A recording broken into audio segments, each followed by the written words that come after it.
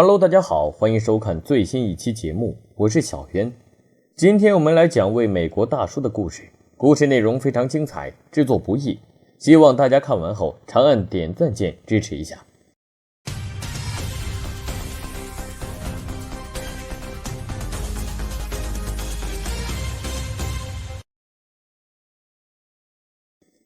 故事还得从美国的休斯顿说起。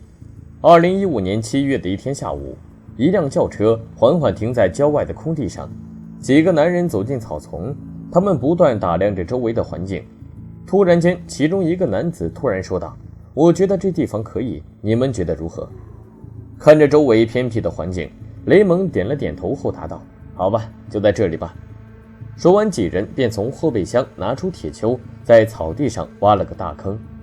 看着眼前这个长坑，再看看镜子中自己脸上的红色液体，雷蒙脸上虽然毫无表情，但又好像有很多话要说。或许是看出了雷蒙的心绪，旁边的男子拍了拍他的肩膀说道：“兄弟，我能理解你，如果你想改变主意，现在还来得及。”在深吸一口气后，雷蒙跳到了坑里，然后脱掉了上衣和长裤，双手放在背后，把脸侧了过去。就在雷蒙闭上双眼几秒后，草地上响起了清脆的相机快门声。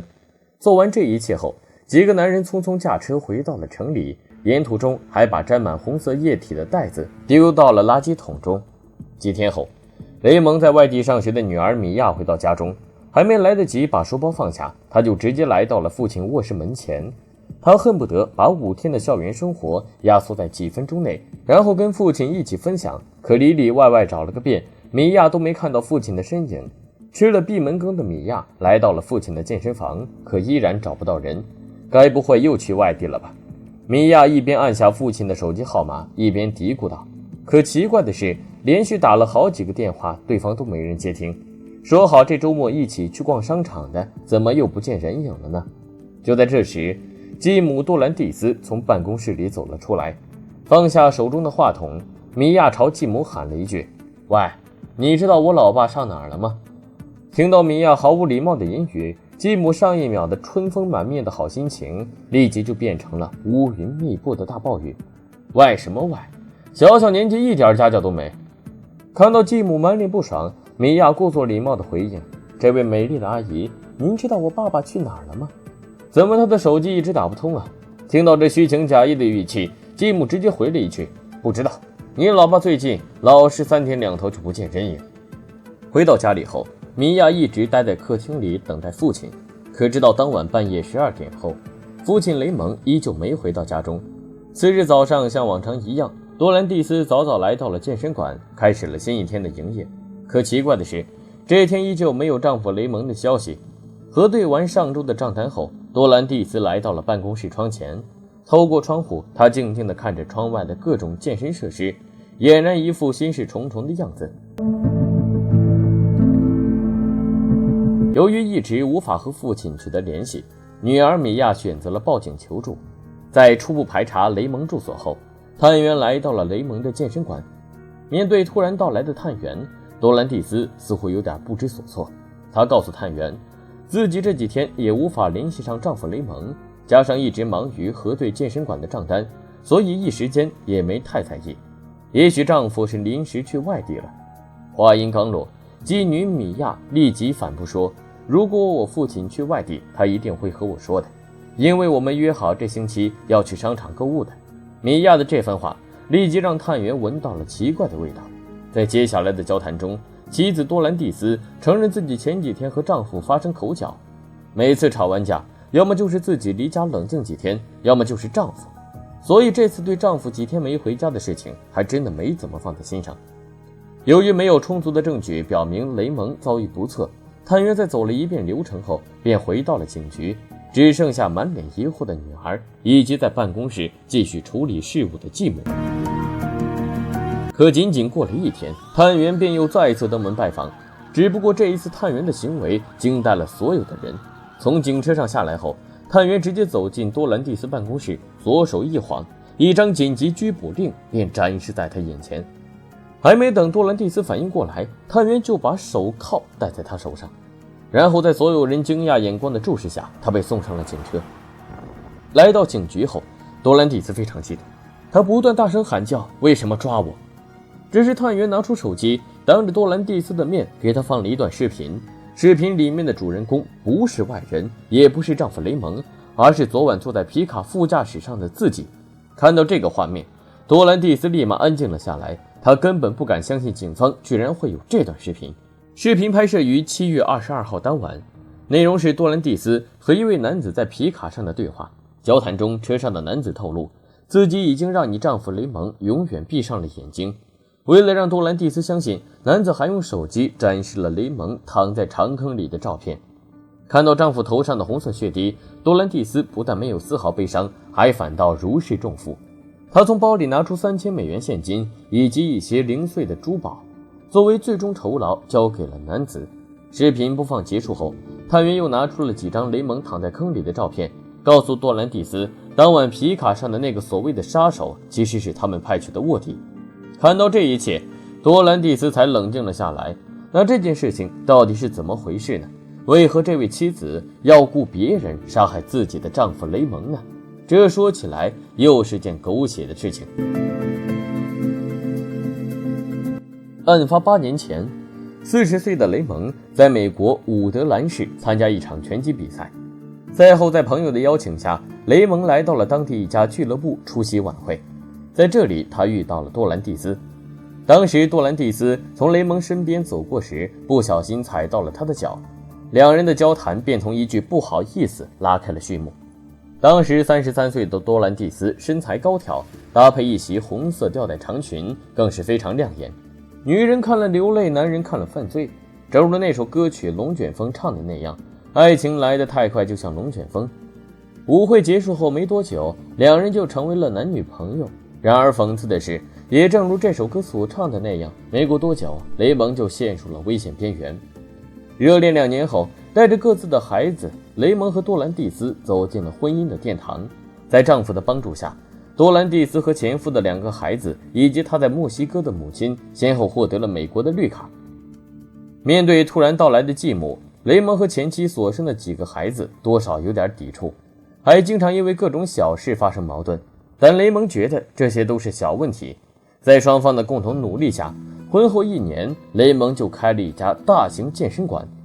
丈夫雷蒙作为拳击爱好者，在健身馆里经营着以拳击为主的业务，妻子作为健身爱好者，则经营着健身方面的业务，男女搭配，干活不累。没过多久，健身馆1个月的纯利润就达到了2万美金，一大家人也搬进了大房子。回想当时带着2个孩子刚来美国的场景，从清洁工、服务员到按摩技师，再到现在开豪车住豪宅的健身馆老板娘，多兰蒂斯感慨万千，仿佛眼前发生的一切就好像一场梦。不过后来的事情证实，这还真的是一场梦。这种幸福的小日子还没享受几年，多兰蒂斯和丈夫雷蒙吵架的频率便越来越高。起初，雷蒙觉得妻子和自己孩子沟通不畅，主要原因是双方存在年龄的隔阂。可后来，雷蒙发现妻子对自己孩子似乎总有所偏见，同时妻子花钱的习惯也是越来越没节制，商场走1圈，腰包瘦3圈。随着越积越深的矛盾，两人的争吵逐渐升级为推搡。每当和朋友闲聊时，多兰蒂斯都会向外人控诉雷蒙对自己的虐待，包括总是殴打自己，强行和自己发生关系等等。这样的男人不要也罢。作为外人，对于夫妻的矛盾，往往会先站在妻子一方，左邻右舍都劝雷蒙，你还是不是男人？怎么可以这样对你老婆？大家本以为夫妻俩床头打架床尾和，可雷蒙夫妇2人却直接打到了法庭上。2015年3月，多兰蒂斯正式提出离婚诉讼，认为丈夫在婚内期间存在严重的暴力倾向，所以要求丈夫净身出户。看到妻子去意已决，丈夫雷蒙也只能同样请了律师。他向法庭表示，虽然自己的确和妻子发生争吵和推搡，但不存在妻子说的暴力虐待。例如那扇门的确是自己打坏的，但当时纯属是因为在气头上。至于妻子所说的家暴，那是从来没有的事。我雷蒙就算是打空气也不会打女人。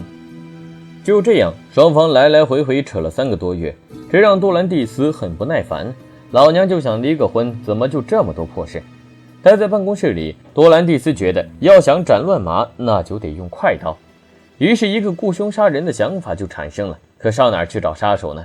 就在他苦苦思考之际，健身房的常客莫多走了进来。交谈中，多兰蒂斯告诉他自己最近遇到一个棘手问题，需要一名杀手才能解决。莫多一听，哎呀姐，您这是开玩笑的吗？这不是你墨西哥老家，不是啥问题都能用突解决的。不过如果你实在想这样做，也不是不可能，只不过要花点小代价。被穆多这么一说，多兰蒂斯立即睁大了双眼。他把办公室的门关上，然后直接把穆多拉到角落里。这时穆多连忙说道：姐，我可不是随便的人，再说了，等下被你老公撞见就不好了。多兰蒂斯直接从抽屉里掏出500美元，将其放到穆多手中，然后说道：只要你能帮我这个忙，事后额外有赏。看到白花花的钞票，穆多立马转变了态度。可接下来他怎么也想不到的是，多兰蒂斯要杀的人居然是她的丈夫雷蒙。听到这个名字后，穆多觉得这500美元顿时就不香了。从办公室出来后，穆多越发后悔自己掺和在这对夫妇俩的矛盾中。这墨西哥的妹子就这么狠的吗？太可怕了。但他还是很快冷静下来，并偷偷向雷蒙告了密，说你最好小心点，因为你老婆要找人杀你。听到这话的雷蒙怎么也不敢相信，他甚至怀疑穆多在撒谎，因为穆多此前就是个古惑仔。雷蒙反问穆多：你这家伙是不是最近又干啥坏事了？要是缺钱就直接说，别开这种玩笑。可穆多一脸冤枉地说道：哥，您看我像是在撒谎吗？要是没有您当年对我的扶持，我穆多哪能活到今天？确定妻子的确有这个念头后，雷蒙和穆多一起到警局报了案。听完两人的讲述后，探员翻了一个白眼儿，这两人不会有妄想症吧？但一看雷蒙的社会信息，发现他也算是当地有头有脸的人物，经常帮助社区举行各种公益活动，的确是个正常人。雷蒙告诉探员，他的诉求很简单，只想赶走妻子这个定时炸弹。几经商议之后，警方和雷蒙两人计划来一次钓鱼执法。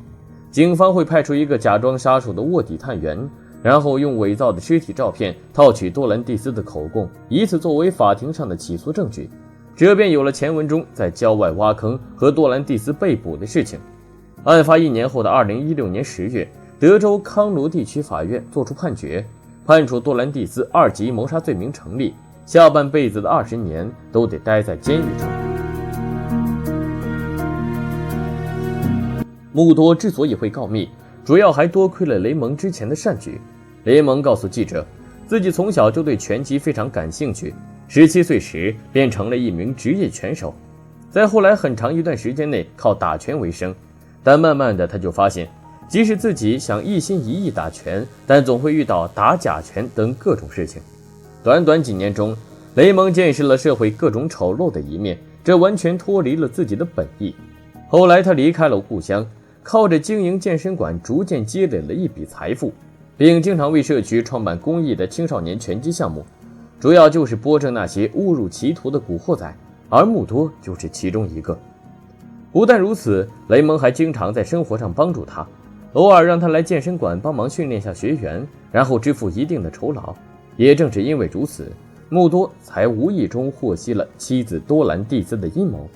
妻子被判入狱后，雷蒙写了一本书，名为《我在自己的坟墓上行走》，里面详细记载了自己假死获取妻子阴谋证据的过程。